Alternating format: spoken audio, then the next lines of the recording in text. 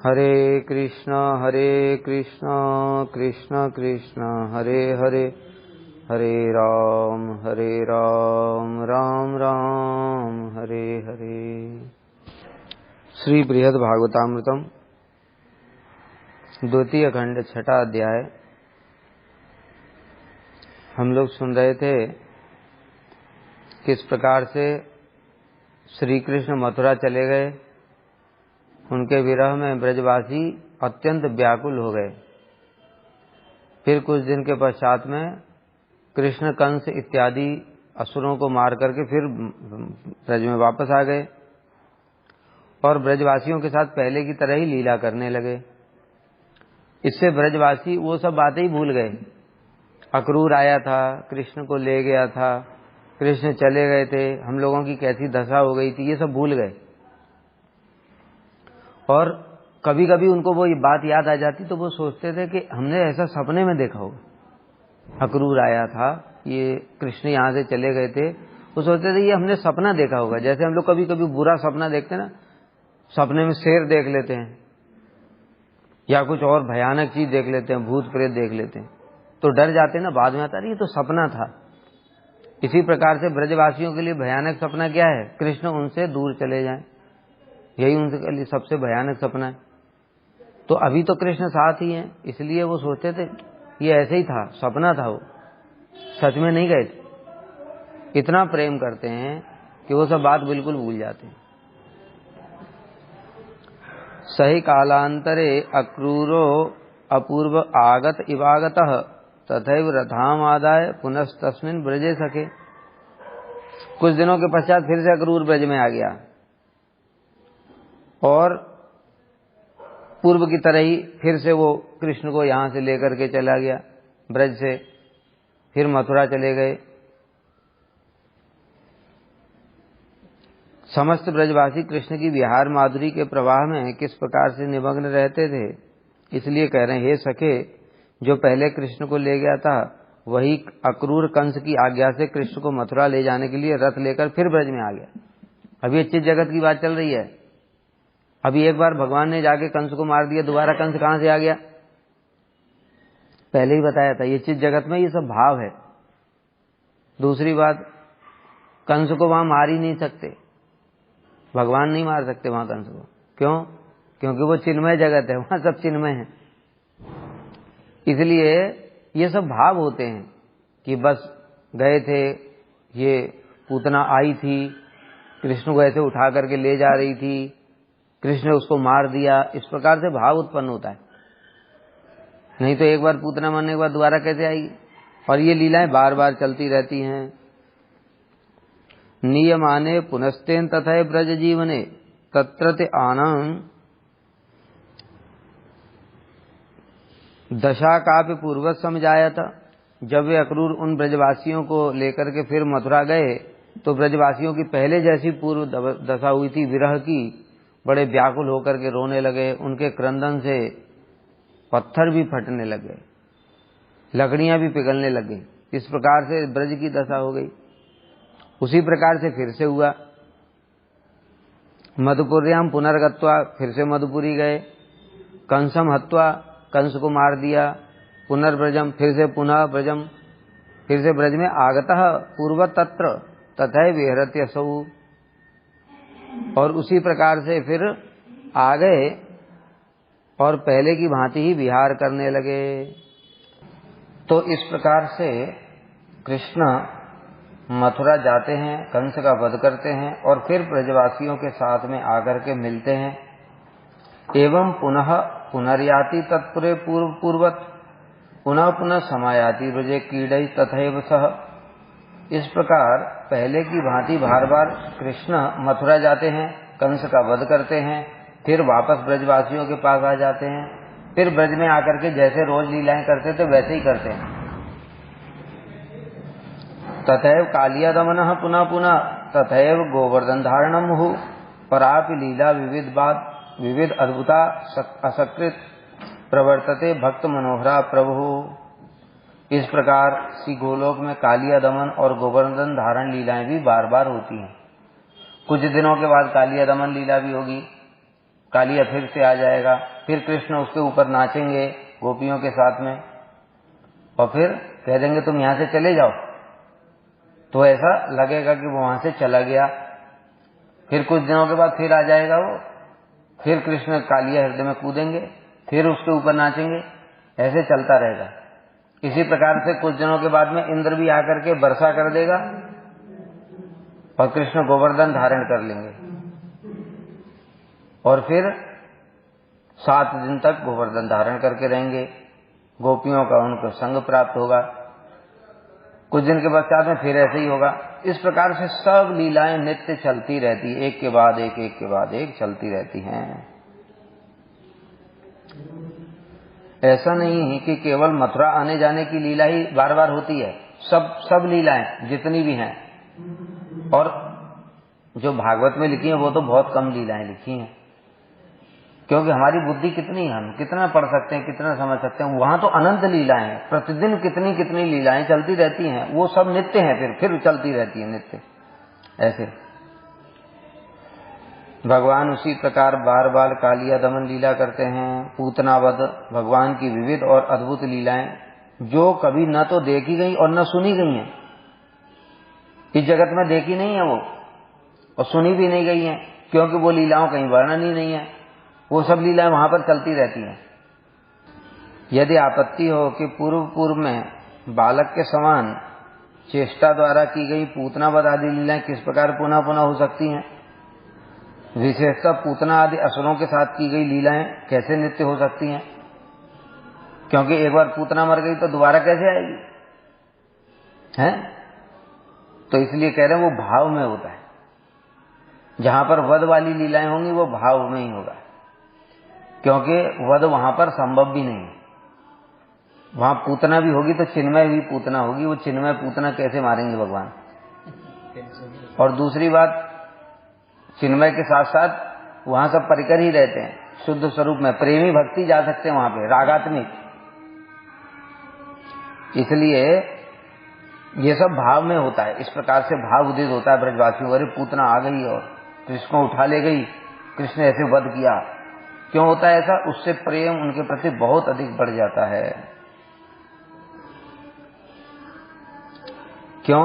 क्योंकि नित्य परिकर और आधुनिक भक्त दोनों के मन को हरण करने वाली भगवान की लीलाओं के स्मरण से उनमें भगवान की भक्ति विशेष रूप में उदित होती है। जैसे बताया ना, एकदम से पहले ब्रजवासियों का प्रेम बहुत अधिक है, लेकिन जैसे ही पूतना आई, यशोदा जी का प्रेम और बहुत अधिक बढ़ गया, व्याकुलता हो गई कृष्ण को प्राप्त करने की, और उस प्रकार से वो प्रेम बढ़ा करके वो लीला चली गई अंतर्धान। क्योंकि वो लीलाएं भी चिन्मय हैं सब। भाई लीला भी नष्ट नहीं हो सकती, यहाँ पर जो है हर चीज नष्ट हो जाती है, वहां तो चित जगत है, चित जगत में लीला भी तो चिन्मय है, तो नष्ट कैसे होगी? कुछ दिन बाद फिर प्रकट हो जाती है। इस प्रकार से फलस्वरूप भगवान में प्रीति वर्धित होने से उनका मन अत्यंत दृढ़ रूप से उनमें लग जाता है। अरे पहले ही बहुत दृढ़ है, बाकी सबकी जगह और भी, लेकिन उससे भी कृष्ण को पेट नहीं भरता है, इसलिए और प्रेम को बढ़ाने के लिए कुछ ना कुछ इस प्रकार से करते ही रहते हैं। इसलिए उन लीलाओं के अनुभव से ही उनमें विशेष प्रकार का सुख उदित होगा, तथा नए भक्तों के मन को हरण करने वाली होने पर भी वह लीलाएं नित्य परिकरों के द्वारा समस्त प्रकार के विलक्षण माधुर्य और आश्चर्य से परिपूर्ण रूप में अनुभव होती हैं। क्या बता रहे हैं? नित्य परिकरों के द्वारा समस्त प्रकार से विलक्षण माधुर्य और आश्चर्य, उनको आश्चर्य भी होता है ये देखकर, ऐसा कैसे हो गया, पूतना कहां से आ गई। तत्रत्यास्ते तुम ताम सर्वाम अपूर्वाम मन्यते सदा, श्री कृष्ण परम प्रेम कालकूट विमोहिता। इस प्रकार वे गोलोकवासी श्री कृष्ण के परम प्रेम रूपी कालकूट विष से विमोहित होकर क्या बता रहे हैं? परम प्रेम रूपी कालकूट विष। ये तो विपरीत बात हो गई ना। परम प्रेम जो होता है वो तो आनंद प्रदान करने वाला होता है, और उसको कालकूट विष कह रहे हैं। क्यों? क्योंकि वो प्रेम के बीच में विरह भी हो जाता है। जैसे बताया, प्रेम के बढ़ाने के लिए पूतना आ गई, और वो जो पूतना आई वो कालकूट विष के समान हो गया ना, तो दोनों एक साथ चलता रहता है। इसलिए प्रेम को भी कालकूट विष कहा गया है कहीं, उससे भी अधिक। उसमें आनंद तो है, बहुत आनंद है। आनंद कितना है कि इस पूरे ब्रह्मांड के सुख की, सारे सुख की तुलना भी एक कण से भी नहीं की जा सकती प्रेम, इतना आनंद है। और फिर आनंद के बाद में जब विरह होता है तो वो कालकूट विष से भी अधिक हो जाता है, फिर विरह भी उतना ही होगा। तो इसलिए दोनों एक साथ चलता है।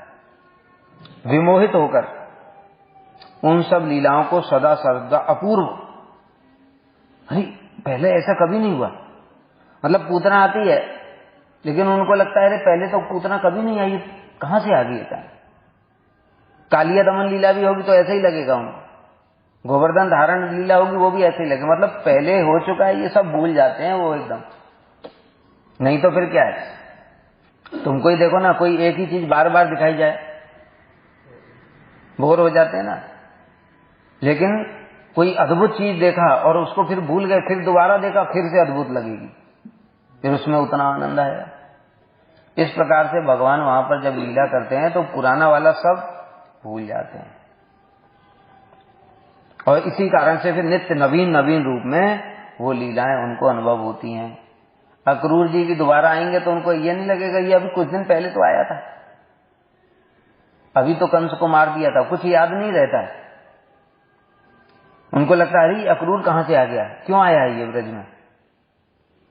ऐसे यहां पर आपत्ति हो सकती है कि पहले अनुभव की हुई होने के कारण इन सब लीलाओं के फिर से होने पर ब्रजवासियों में उन लीलाओं के प्रति कुछ प्रीति कम हो सकती है। कह रहे कुछ दिन पहले ही तो ये हुआ था।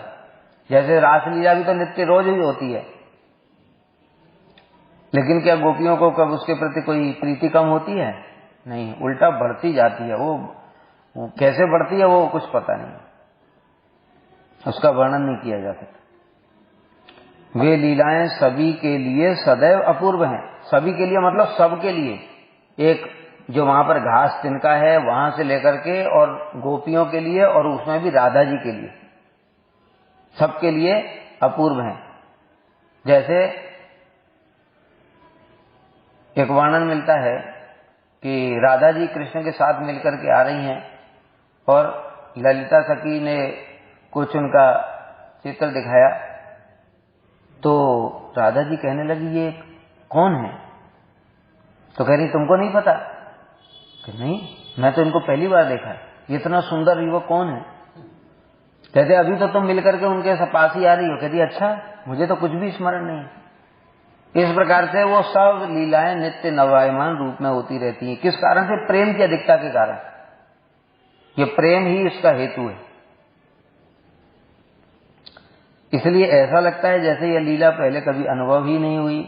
यदि कहो कि इस प्रकार से कैसे संभव होता है, कह रहे कृष्ण के प्रेम रूपी कालकूट के महाविष से विमोहित होने के कारण वे लीलाएं सदैव नव नवायमान रूप में अनुभव होती हैं। तो दोनों चीजें हो गई यहाँ पर। एक तो जो लीला हो गई, उसके बाद में फिर मिलन होता है। मिलन में जो प्रेम होता है, इतना आनंद होता है कि वो सब पूरा भूल जाता है। और जो फिर उसके बाद में जैसे कृष्ण को अक्रूर जी ले गए तो विरह होता है, फिर कालकूट विष के समान, ठीक है। और फिर मिलन होता है, फिर भूल जाते हैं। इस प्रकार से जब भी वो कृष्ण के साथ में रहते तो पुराना सब कुछ भूल जाते हैं। अतस्तेषां हि नितरां स वरी वृद्धयते महान वियोग योगयोः प्रेमावेशावेगो निरंतरम। अतः उन ब्रजवासियों के अनिर्वचनीय प्रेम के आवेश का वेग संयोग और वियोग लीला द्वारा महान रूप से निरंतर उत्तरोत्तर बढ़ता ही रहता है। अब इसको बुद्धि से समझने की कोशिश नहीं करना, क्योंकि ये तो बुद्धि की बात ही नहीं है। किस प्रकार से समझ में आ सकता है? समझने की चीज नहीं है, ये प्रणाम में है। जैसे उद्धव जी ने प्रणाम किया था, आसाम हो चरण रेणु जुसाम श्याम, उसी प्रकार से हम लोगों को भी प्रणाम कर लेना चाहिए। अरे उद्धव जी को देखने के बाद समझ में नहीं आ रहा है तो हमको सुन करके क्या समझ में आएगा? हम तो देख भी नहीं सकते। और दूसरी बात, हमारी बुद्धि जड़। उद्धव जी चिन्मय, भगवान के पार्षद, द्वारका के परिकर, और क्या उनकी महिमा बताई जाए। कृष्ण के सब समय संग रहते हैं, उनको भी समझ में नहीं आया देखने से सामने, तो हमको पढ़ने से सुनने से कैसे समझ में आएगा? इसलिए इन सब चीजों को देख लेना चाहिए कि ओ ये तो हमारे अधिकार के ऊपर की चीज है, इनको प्रणाम करो और इनसे प्रार्थना करो, क्योंकि ये लीलाएं स्वतः स्फुरित होती हैं। ये किसी को ये सब चीजें कराई नहीं जा सकती जबरदस्ती, न पढ़ाई जा सकती है, न सिखाई जा सकती, कुछ नहीं, ये स्फुरित होती हैं। जिसको जितना स्फुरित होगा वो उतना ही समझ पाएगा। दूरे से तावद वार्ते हम तत्र नित्य निवासिनाम न तिष्ठेत अनुसंधानम नूतनानाम मादृशाम अपि। अरे गोलोक में चलो, गोलोक में जो परिकर है उनका तो बहुत प्रेम है कृष्ण के प्रति, वो भूल जाते हैं तो कोई बड़ी बात नहीं है। गोलोक में रहने वाले नित्य परिकरों की तो बात ही क्या है। मुझ जैसे नए व्यक्तियों को भी वो विस्मरण हो जाता है कि ये पहले लीला हो चुकी है, क्योंकि वो जो भी वहां पर जाएगा वो रागात्मिक हो जाएगा, उसका प्रेम उतना ही हो जाएगा, इसलिए उसको भी कुछ याद नहीं रहता है। अभी जैसे ये गोप कुमार जी जो कहानी सुना रहे हैं, अगर हम में से कोई वहां पर पहुंच गया बाई चांस गोलोक में, तो उसको थोड़ी ये याद रहेगा, कहानी सुनाने के लिए स्मरण शक्ति नहीं रहेगी उसकी। वो वहीं बस कृष्ण के प्रति उसको ये भी याद नहीं रहेगा मैं बद्ध जीव होकर के यहाँ आया हूं, मैंने ऐसे भजन साधन किया, कुछ नहीं याद रहेगा। वहां पर वो परिकर जैसे सेवा करते हैं वैसे ही उसके अंदर भाव उत्पन्न हो जाएगा कि कृष्ण के साथ में, कृष्ण मेरे सखा है नित्य, मैं तो सब समय कृष्ण के साथ ही हूं। उसको पता ही नहीं है कि मैं बद्ध भी था कभी, समझ गए। इनको तो ये विशेषता, ये जो हुआ है ये केवल उनको भेजा है कृपा करने के लिए राधा जी ने, इस कारण से ये पूर्व स्मृति है। जैसे ही भगवान को सेवा के लिए कुछ करेंगे तो इस जगत में भेजेंगे किसी को, तो उसको फिर अपनी पूर्व स्मृति हो जाएगी भगवान की इच्छा से, वो भगवान की इच्छा से हो रहा है, नहीं तो संभव ही नहीं है। कृष्ण भी भूल जाते हैं, कृष्ण भूल जाते हैं प्रेम की, उनके अंदर दोनों चीज एक साथ है, मुग्धता और सर्वज्ञता। वो सब समय सब भूले भी रहते हैं और सब याद जानते भी हैं, ये विचित्र चीज है, ये तो अचिंत्य है ना। जैसे वहां पर कृष्ण अपने इतने प्रेमी भक्तों के साथ में लीला में डूबे हुए हैं, और यहां पर कोई उनका भजन कर रहा है तो उनको वहां लीला में भी डूबे, ये भी पता है कि यहां पर कोई भजन कर रहा है, मुझे याद कर रहा है, वो एक साथ अचिंत्य है। जैसे राधा जी ने स्वरूप को भेजा है, किस लिए भेजा है, वहां राधा जी तो वहां किस दशा में, महाभाव दशा में सब समय रहती हैं, उनको कैसे पता चलेगा कि कोई मेरा भजन कर रहा है। उन्होंने तो स्वरूप को भेजा, आदेश दिया, राधा जी ने स्वयं आदेश दिया कि जाओ तुम उसको मातृ ब्राह्मण के पास, तो कैसे भेज दिया, वो एक साथ ही है सब।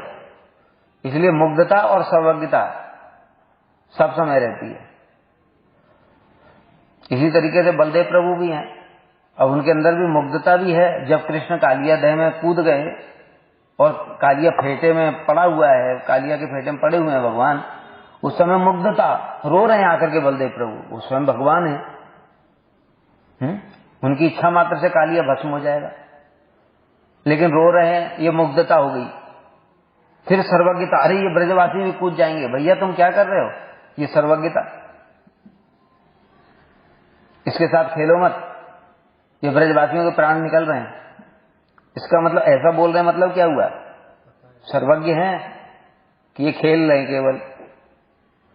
तो इसलिए ये विचित्र चीजें हैं, मुग्धता भी रहती है और सर्वज्ञता भी रहती है एक साथ ही। जैसे ब्रह्मोन लीला में भी ऐसे ही है,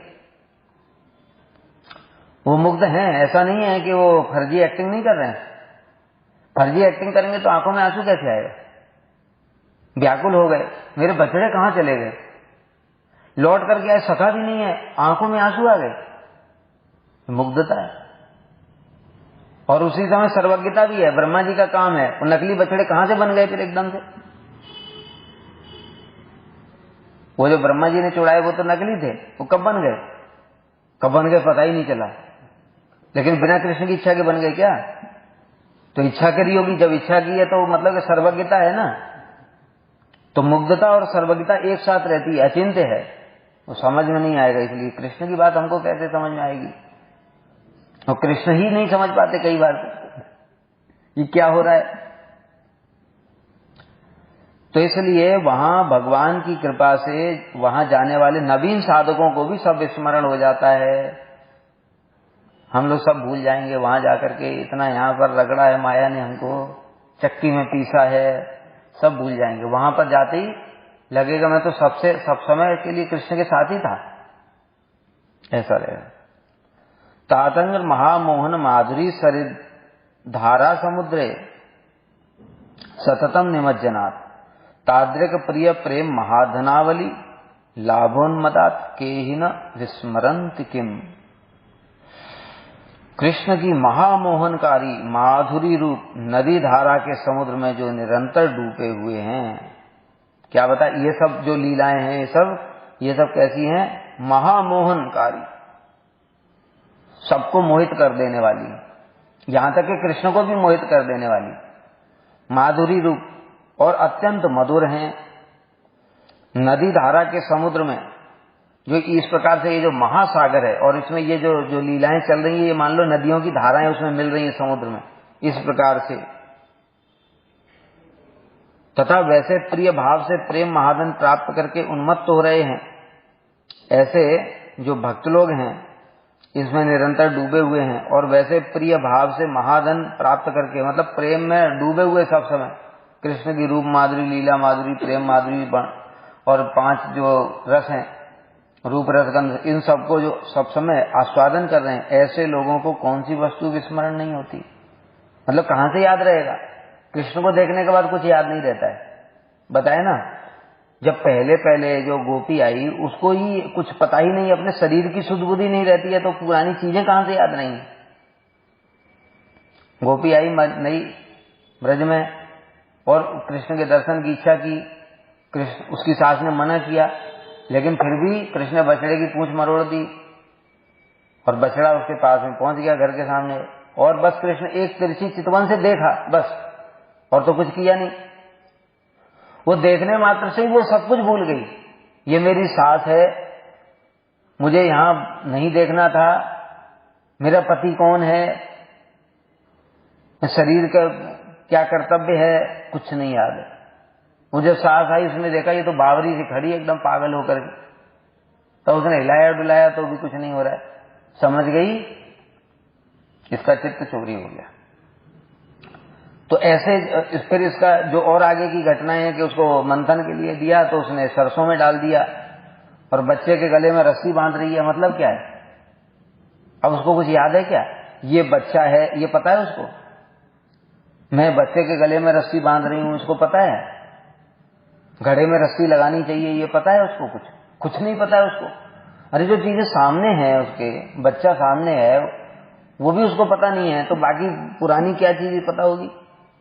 जो सामने है वो भी चीज याद नहीं है। बच्चे के गले में कोई डाल करके और कुएं में लटकाता है क्या? ये भी नहीं पता है उसको। तो पुरानी स्मरण क्या रहेगा कि पहले ये सब हुआ था। तो सामने हो रहा है, हमारी बुद्धि स्मरण शक्ति कमजोर भी हो जाए तो सामने तो दिख रहा है कि ये मोबाइल है, चाहे हम पुराना सब कुछ भूल जाएं, ये तो दिख रहा है ना ये मोबाइल है। और ये भी जिसको नहीं दिख रहा है तो उसको पुराना क्या दिखेगा? इसलिए ऐसी लोगों को कौन सी वस्तु विस्मरण नहीं होती, अर्थात कृष्ण के प्रेम रूपी सागर में डूब करके सब कुछ भूल जाते हैं। ब्रजवासियों के प्रेम आवेश के आवेगवस्था विस्मरण होना उचित ही है, और विशेष रूप से उन्हें इतना प्रेम है कि उनको बस सब समय नित्य सामने वाला ही स्मरण रहता है, पुराना वाला सब कुछ भूल जाते हैं प्रेम के आवेश के कारण। जैसे बताए ना, अभी राधा जी मिलन होकर ही आ रहे हैं और उसके बाद में राधा जी कह रहे हैं ये कौन है, मैं तो इनसे कभी मिली ही नहीं। और इसलिए फिर जब दोबारा मिलते हैं तो फिर से वैसे ही प्रेम उदित होता है, वैसे ही आनंद होता है, पुराना कभी लगता ही नहीं है। अनुराग की दशा यही है। अनुराग किसको कहते हैं?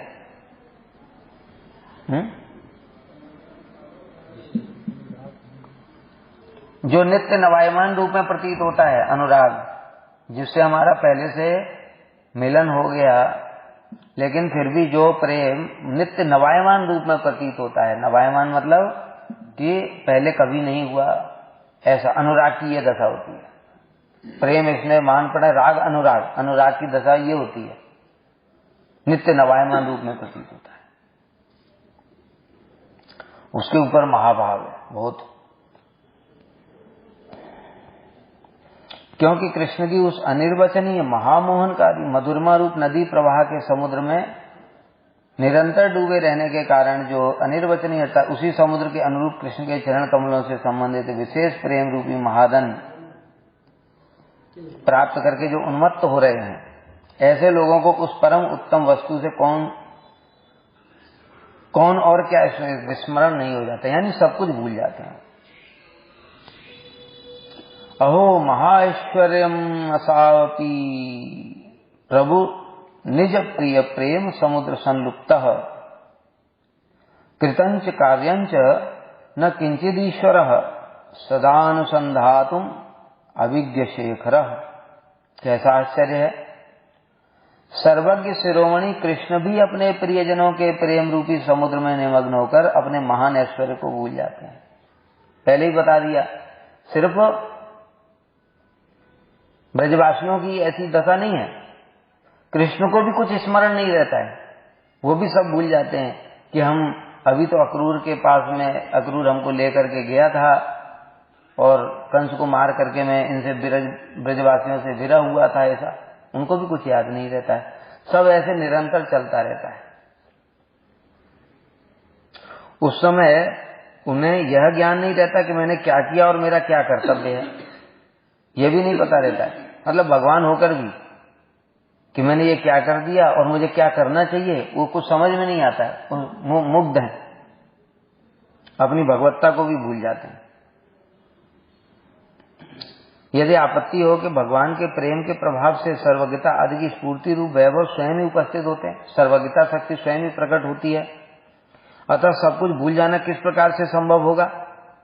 भगवान के अंदर तो सर्वज्ञता शक्ति है ना, सब समय विराजमान रहती है वो। इसके लिए कह रहे हैं प्रेम के स्वभाव के कारण। प्रेम का स्वभाव ही ऐसा, वो मुग्ध कर देता है। सर्वज्ञता शक्ति रहने पर भी मुग्ध कर देता है भगवान को, है ना। अगर वो मुग्ध नहीं होते तो भी छड़ी से डरते कैसे भाई? अगर ये सर्वज्ञता शक्ति है और भगवान को पता ही छड़ी मेरा क्या बिगाड़ेगी, मेरा तो कोई शस्त्र अस्त्र कुछ बिगाड़ ही नहीं सकता, मैं तो भगवान हूं, तो डरेंगे क्यों? लेकिन वो डर रहे हैं। रुदंतम मुहुर नेत्रम युग्मम कराम बजो सातंक नेत्रम, नेत्रों में भय भी, आंखों से आंसू बह रहे हैं, कहीं छड़ी पड़ ना जाए। ये क्या है ये? अरे छड़ी की मार से तो हम लोग भी नहीं डरेंगे, क्योंकि छड़ी कितनी बड़ी होगी, पतली सी छड़ी होगी हैं, और उससे कितना ही लगेगा, हम भी नहीं डरेंगे उससे। वो भगवान होकर भी डर रहे हैं, जो कि बड़े बड़े अस्त्र शस्त्रों से रावण के सामने युद्ध कर रहे हैं और बड़े बड़े हिरण्यकश्यपु के सामने युद्ध कर रहे हैं, हिरण्याक्ष के सामने, तब भी नहीं डरते कभी, और छड़ी से डर रहे हैं। किस लिए डर रहे हैं? क्योंकि मुग्धता, प्रेम के वशीभूत होकर के मुग्ध हैं। और मुग्ध हैं मतलब कि अब 2 साल के बालक ही हैं। मुग्ध का मतलब यही है, उनका पूरा जो अंदर में भाव क्या है, मैं छोटा बच्चा हूं। और छोटे बच्चे को वो छड़ी तो दूर की बात है, बस ऐसे ऐसे करके, ऐसे भी कर दिया ना, उसी से रोने लगता है वो। उसके साइकोलॉजिकल होता है कि मार दिया, बस चोट नहीं लगी उसको, ऐसे यहां पर ही ऐसे ऐसे से क्या चोट लगी उसको, और बस उतने में ही रोने लगेगा बैठ करके। क्यों? उसको बस ये मन में है, मारा मुझे, बस इसलिए रो रहे। तो इस प्रकार से कृष्ण भी भयभीत होकर के रो रहे हैं। क्यों? प्रेम के स्वभाव के कारण। प्रेम का स्वभाव ऐसा है, वो सर्वज्ञता की शक्ति को बिल्कुल साइड कर देता है और खुद ऊपर सबके नाचता है। प्रेम का ऐसा स्वभाव है, वो सबके ऊपर, सिर के ऊपर नृत्य करता है। प्रेम चूड़ामणि, वो स्वयं नाचता है। प्रेम कृष्ण को भी नचाता है, गोपियों को भी नचाता है, सारे ब्रजवासियों को नचाता है। वहां प्रेम राज्य है, यही विशेषता है उस जगत की।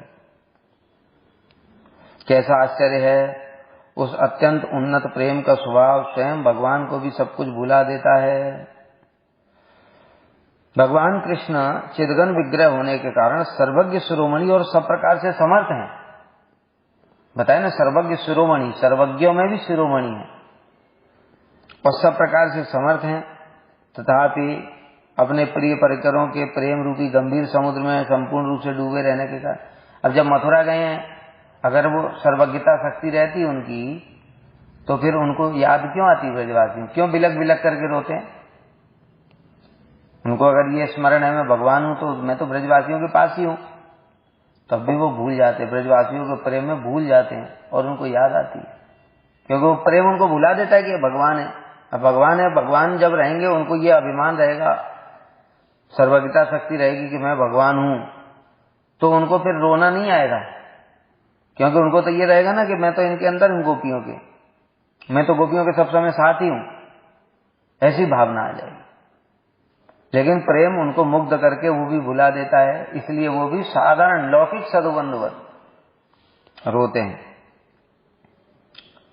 तो प्रेम रूपी गंभीर समुद्र में संपूर्ण रूप से डूबे रहने के कारण उन्हें ज्ञान नहीं रहता कि मैंने क्या किया, मेरा क्या कर्तव्य है। इस प्रकार से इस श्लोक के सदा शब्द से ऐसा अनुभव हो रहा है कि किसी समय उन्हें उस प्रेम के अनुकूल कुछ स्मरण भी रहता है, कभी स्मरण रहता है, कभी नहीं रहता है, कभी क्या क्या होता है कुछ पता नहीं। बस ये समझ लो, ये सब बुद्धि के बस की बात नहीं है। लीलैव नित्या प्रभुपाद पद्मयो सा सच्चिदानंदमयी किल स्वयं आकृष्यमाणेव तदीय सेवया तत्तत् परिवार युता प्रवर्तते। श्री कृष्ण के चरण कमलों से संबंधित समस्त लीलाएं नित्य और सच्चिदानंदमय हैं। अब वहां पर जो लीला होती है वो तो नित्य जगत है, चिन्मय जगत है ना, चिन्मय जगत नित्य ही होता है, तो वहां कोई लीला अनित्य कैसे हो जाएगी? वहां जो कुछ भी हो रहा है सब नित्य है और सब समय होता ही रहता है और सच्चिदानंदमय है, जड़ नहीं है। सच्चिदानंदमय का मतलब क्या है? वो सब समय सच्चित आनंद उसके अंदर रहेगा। और जड़ वस्तु का क्या होता है? जड़ वस्तु बनी, फिर है और फिर नष्ट हो गई, और उसका आनंद भी नहीं है, कुछ आनंद का आभास होता है। यहां पर जो चीजें हैं वो आनंद का आभास होता है। जैसे हम लोग खेल खेलते हैं, मान लो अभी जो क्रिकेट हो रहा है, आज कोई मैच हुआ, अब वो जो मैच हुआ वो हो गया, अब वो नित्य नहीं है। अब जब दोबारा वही टीमें खेलेंगी तो दूसरा मैच होगा, वही पहले जैसा नहीं होगा। लेकिन वहां पर ऐसा नहीं है, वो सब कुछ वही है और फिर पुनः पुनः होता रहता है, वो नित्य है, सच्चिदानंदमय है। और जिस समय जिस लीला की आवश्यकता होती, आवश्यकता कहने से मतलब कृष्ण की इच्छा, कृष्ण क्या चाहते हैं वो मुख्य है। कृष्ण की इच्छा से ही सब कुछ हो रहा है, जड़ जगत, चित जगत, जीव जगत, जो कुछ भी बना वो सब कृष्ण की इच्छा से ही बना है।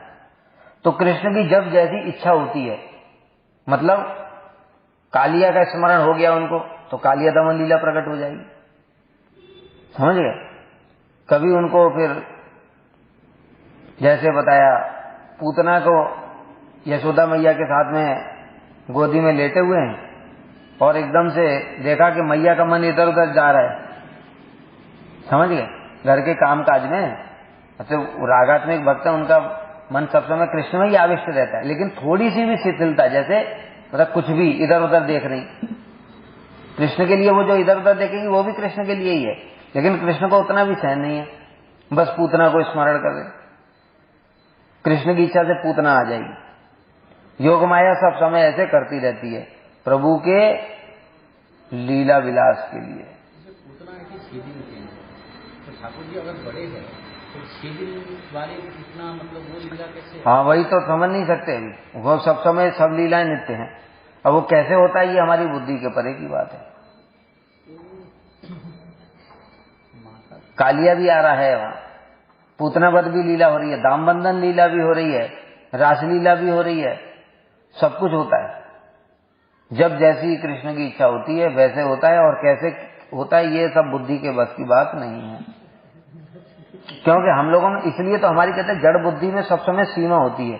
सीमा का मतलब क्या है कि अभी अगर कोई बच्चा 6 दिन का है तो 6 दिन का ही रहेगा। अब कृष्ण 6 दिन के भी हैं और उसी समय बाल्य पे भगवान कैशोर किशोर भी हैं। अब ये दोनों चीजें एक साथ कैसे समझ में आएगी कि कृष्ण 6 दिन के भी हैं और किशोर भी हैं? हमारी बुद्धि पे थोड़ी समझ में आएगा। तो इसलिए वहां पर जो लीलाएं हैं वो सब इस प्रकार से चलती रहती हैं, उनको समझना हमारे बुद्धि के परे की चीज है। यहाँ आपत्ति हो सकती है कि यदि कृष्ण को यह भी ज्ञान नहीं रहता कि उन्होंने क्या किया और क्या करना है, तब उनकी समस्त लीलाएं पूर्व की भांति कैसे होती हैं? तो कह रहे हैं कृष्ण के चरण कमलों से संबंधित लीला ही उनके लीला के उपयोगी परिवार और परिकरों सहित स्वयं ही प्रवर्तित होती है। वो लीला भी चिन्मय है, वो लीला स्वयं ही प्रकट हो जाती है। समझ गए? यदि कहो कि नित्य होने पर भी लीला कैसे शिक्षानंदमयी है, इसके यहाँ पर रूप अर्थात परिणाम में मयट का प्रयोग हुआ है। ये तो भगवान की शक्ति के प्रभाव से स्वयं ही संपादित होने के कारण सर्वथा निर्दोष है।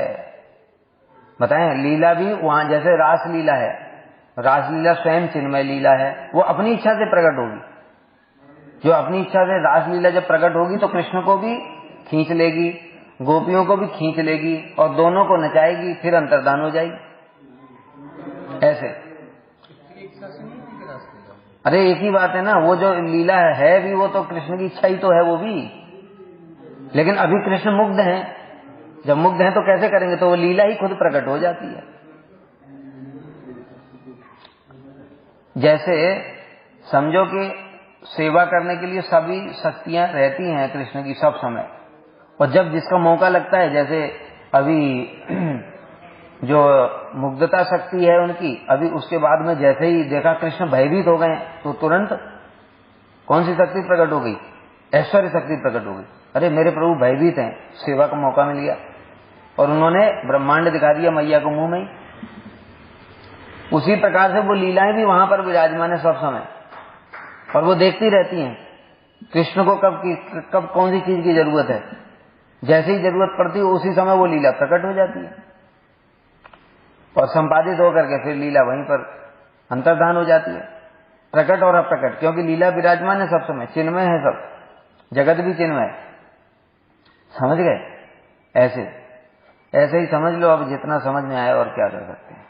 और ठाकुर जी का तो लीला तो नित्य गोलोक वृंदावन में हो रहा है, और जब ठाकुर जी इस जड़ जगत में आते हैं तो फिर वो भी लीला चल रहा है यहाँ पे, और कई सारा अनंत कोटि ब्रह्मांड, अनंत ब्रह्मांड में भी अनंत लीला चल रही है, और वो भी वही लीला चल रहा है, और वहां भी वही चल रही है। ये कैसे है?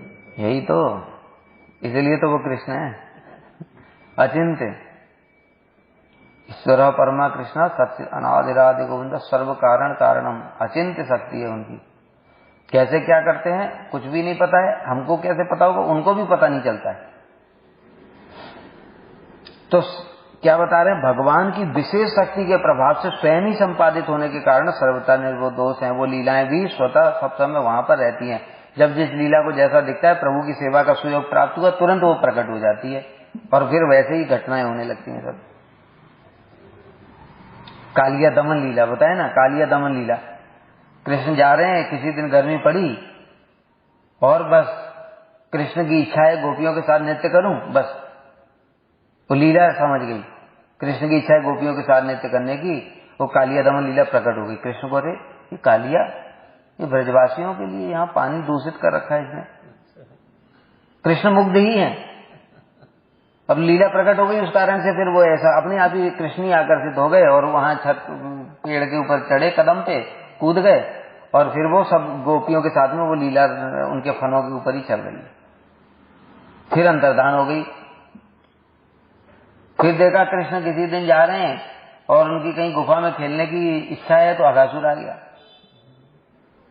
अघासुर लीला प्रकट हो गई। अघासुर तो वास्तव में नहीं है, क्यों वध होगा उसका, वध तो हो नहीं सकता है, तो भाव में ही होगी। इस प्रकार से है, और मत सोचो ज्यादा, नहीं तो दिमाग की नस फट जाएगी। अतएव माता यशोदा के प्रति गोपियों के वचन, हे यशोदे तुम्हारा पुत्र कभी कभी हमारे लिपे पुते स्वच्छ घरों में दुग्ध दही पान कुछ नहीं मिलता, जब कृष्ण को गोपियों के घर में जाते हैं कुछ नहीं मिलता है तो जाकर के मलमूत्र त्याग कर देते हैं। अभी मलमूत्र तो होता ही नहीं कृष्ण के शरीर में, तो इसलिए कह रहे ये लीला है। लीला का मतलब उनको ये ऐसा भाव होता है कि कृष्ण यहाँ पर मलमूत्र त्याग कर दिया और वो सफाई करी उन्होंने। इस प्रकार से श्रीमद् भागवत की सूक्ति से जाना जाता है कि उन लीला में लौकिक रीति की दृष्टि होने पर भी घृणा आदि दोष नहीं रहता है। देखने में कैसा लग रहा है, अरे मलमूत्र त्याग कर दिया, हमको घृणा आ जाती है, लेकिन वो वास्तव में क्या है? वो केवल लीला है, वास्तव में त्याग नहीं किया, केवल ऐसी भावना हुई। यदि कहो कि ऐसी लीला किस लिए प्रवर्तित होती है, कहते हैं कृष्ण के चरण कमलों से संबंधित सेवा के लिए, और लीलाएं भी सेवा कर रही हैं, अथवा उनके भक्तों की सेवा के लिए। जैसे बताया अभी कालिया क्यों प्रकट हुआ? गोपियां मेरे ऊपर नृत्य करेंगी, तो कृष्ण की भी सेवा हो गई और उनकी जो सबसे श्रेष्ठ भक्त हैं गोपियां, उनकी भी सेवा हो गई, इसलिए स्वतः ही प्रकट हो गई लीला। इसलिए विष्णु पुराण में कहा गया है क्या? मनुष्य देहिनाम चेष्टाम इत्येव अनुवर्ततः लीला जगतपते तस्य छंदतः संप्रवर्तते। जगतपति भगवान अपनी लीला को देहधारी मनुष्यों की चेष्टा की भांति अपनी इच्छा से प्रकट करते हैं। इस जगत में सब अपनी इच्छा से प्रकट कर रहे हैं, उस जगत में सब कुछ चलता रहता है, लीलाएं भी चिन्मय है, इसलिए वो भी अपनी इच्छा से प्रकट हो जाती है और वो नित्य चलती रहती है एक के बाद एक। और क्या होता है? भजन करो स्वरूप की भांति और फिर वहां जाकर के देख लेना। और देखने से भी समझ नहीं आएगा, क्योंकि वहां जाते ही मुग्ध हो जाएंगे। अभी बताए ना, स्वरूप तो इसलिए बता पा रहे हैं क्योंकि उनको ये सब चीजें करनी है यहाँ प्रकाशित, नहीं तो स्वरूप भी वहां पर पहुंचते ही मुग्ध हो जाएंगे, और वो भी वो लीलाओं में ही सब चल रहा है। अगर मुग्ध नहीं होंगे तो कोई आनंद ही नहीं आएगा। प्रेम के कारण मुग्ध नहीं होंगे तो उन लीलाओं में आस्वादन कैसे होगा? इसलिए वहां पर किसी को कुछ पता नहीं चलता। वांछाकल्पतरुभ्यश्च कृपा सिन्धुभ्यैव च पतितानां पावनेभ्यो वैष्णवेभ्यो नमो नमः।